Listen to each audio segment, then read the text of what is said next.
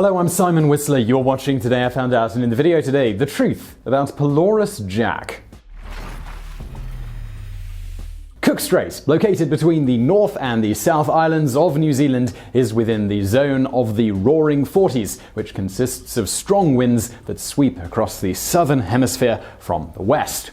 The winds themselves are funneled through a gap in the two islands. On top of this, cool currents from Canterbury travel north up the coast of the South Island, while warmer de Urville currents travel south to meet it. This all contributes to the occasionally turbulent waters. Now, in the late 19th and 20th centuries, the stretch of water wreaked havoc for many ships, including resulting in the two worst sea catastrophes of New Zealand's history, the 1909 demise of the SS Penguin and the sinking of the Wahine Ferry in 1968. However, in 1888, Arisso's dolphin that later became known as Pelorus Jack came onto the scene. It has since been widely reported that for the next 2 to 3 decades, Jack safely guided countless ships through a narrow and particularly dangerous region of the strait between de Urville Island and the South Island. So the question we're answering today is, well, did this actually ever happen? Well, in part yes, and in part it seems from eyewitness accounts, well, no. So there was indeed Arisso's dolphin named Pelorus Jack who became world famous for his propensity to swim along with most ships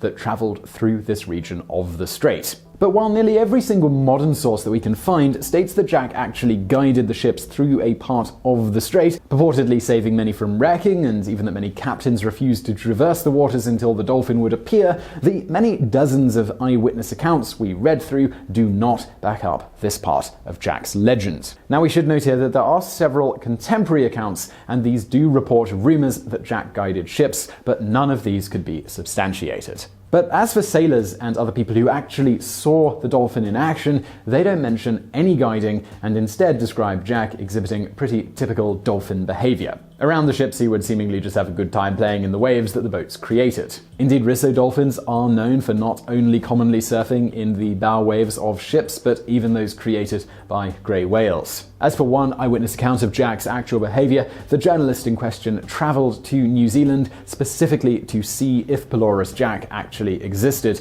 noting in The Stranded magazine in 1906, "I leaned over and watched him carefully. He appeared to me to pivot himself on his tail, which seemed close to our stern, while his head and body, almost upright in the water, darted from side to side of our rushing cutwater. Then he dived under our keel, then shot ahead again, and turning a complete somersault, treated us to what I can only describe as a display of marine hurdle racing with a circus exhibition thrown in." Contrary to what is generally reported today, Jack didn't usually stick with any given ship through the entire stretch of the strait he called his home. This is particularly true when a new ship would appear. Occasionally, when in a particularly friendly mood, he follows a steamer for a considerable distance, sometimes for half an hour, at other times, possibly when he has pressing business on hand, he stays only a few minutes. Sometimes when he is playing with one steamer, another comes opportunely from the opposite direction, and as they pass, the fish transfers his attentions to the newcomer and accompanies her home. In another account, reported in the July of 1911 edition of The Rudder in an article entitled "A Wonder of the World, Pelorus Jack," it states, "Should the steamer stop to take fish for the Wellington market from an intercepting oil launch, as her speed slackens, Jack leaves her, exhibiting his impatience by occasionally leaping out of the water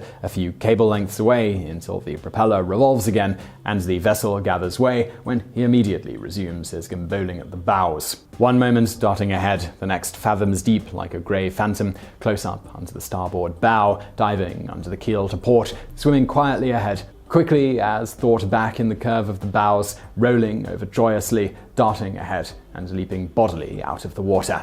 The first report we could find that directly implied that Jack may have actually been leading ships rather than just reporting it as a rumour the journalist in question had heard didn't occur until 5 years after Jack disappeared. It was mentioned in the July of 1917 the Mid-Pacific magazine, where it states, "If Jack is busy taking in one ship, according to my globe-trotting friend, other ships have to wait until he returns for them." As to when exactly Jack first appeared, this isn't known today, and contemporary sources are of little help, varying significantly on this point, point when they bother to mention a specific date at all. A popular story is that Jack first appeared to a schooner named Brindle. Upon seeing the marine mammal splashing alongside their boat, the crew supposedly attempted to shoot the dolphin, but the captain's wife is said to have intervened and prevented the murder of the animal. It is then generally reported that Pelorus Jack proceeded to guide the Brindle through the treacherous waters and delivered them safely on the other side. But as with much of the legend that has sprung up around Jack, this oft-repeated story's veracity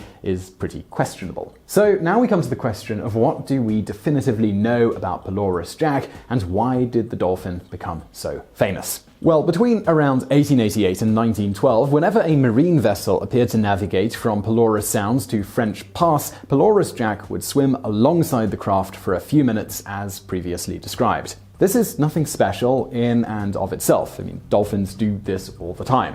What made Jack somewhat unique was his consistency in doing so. As a deck officer told the journalist in the Stranded magazine article, "I've seen him every trip I've made except one, and I think we missed him that time by not looking soon enough. He doesn't always come out at the same place." As to why Jack was so fond of doing this, it's speculated that he was simply either lonely, bored, or perhaps both. You see, only 12 total Risso dolphins have ever been confirmed to have been spotted in the area around that strait. Risso dolphins typically travel in groups of around 10 to 50 dolphins, and at the extreme end, there have been seen groups with as many as 400 dolphins. But as for Jack, during his entire documented time in the strait, he appears to have been completely alone, for whatever reason.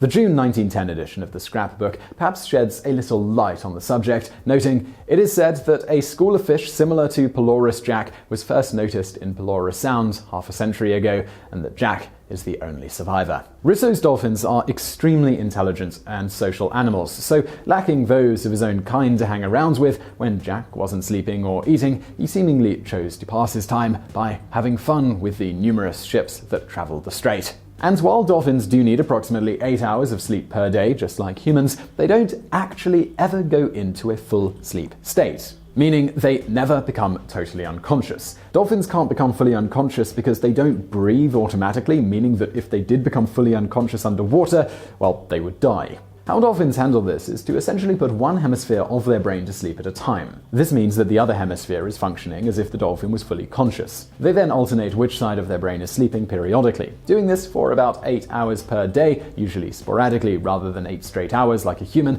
allows them to be conscious enough to remain aware of their environment and periodically swim up to the surface for air while still giving their brain the rest that it needs. Thus, Jack's widely reported consistency in making an appearance alongside just about every ship that passed through the section of the strait he called home, at least for a few minutes at a time, may well have been helped by the fact that he was always aware when ships were around and could wake up and go hop around in their bow waves for a bit. All of that said, it is widely reported there was one ship Jack would never appear near, at least not after an incident in 1904. This was the SS Penguin, which, as previously mentioned, met its watery grave in the strait in one of the deadliest maritime disasters in New Zealand history. The story goes that in 1904, a drunken sailor aboard the Penguin shot and wounded Jack. The beloved animal managed to escape, but he disappeared for a few weeks before reappearing, bearing a scar from that encounter.